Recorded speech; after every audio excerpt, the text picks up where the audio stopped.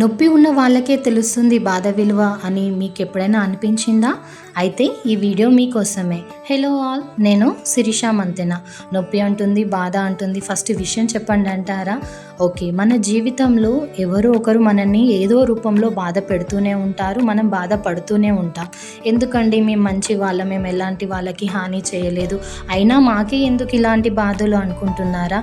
ఇది లైఫ్లో సహజమైన విషయం బాధపడడం. ఎందుకంటే దాని నుంచి మనం చాలా మంచి లెసన్స్ అనేది నేర్చుకుంటాం. బాధపడుతున్నామని తెలిసి కూడా మన దగ్గరకు వచ్చి మనతో మాట్లాడుతూ ఉంటారు కదా, ఎందుకు అలా జరిగింది, ఎందుకు బాధపడుతున్నావు, నీకేమంత కష్టం వచ్చింది అని. వాళ్ళకు అర్థం కాకపోవచ్చు. వాళ్ళు ఏంటి అంటే అప్పుడు మనల్ని మానసికంగా టార్చర్ పెడదామనే చూస్తుంటారు. ఇంకో 4 రాళ్ళు మన మీద వేసి మనం నొప్పి పడుతుంటే, బాధపడుతుంటే వాళ్ళు చూస్తూ ఎంజాయ్ చేస్తారు.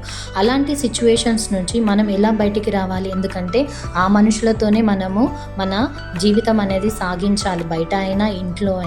సో మీరు ఈ సిచ్యువేషన్కి రిలేటెడ్గా ఉంటే లైక్ చేయండి, సబ్స్క్రైబ్ చేయండి.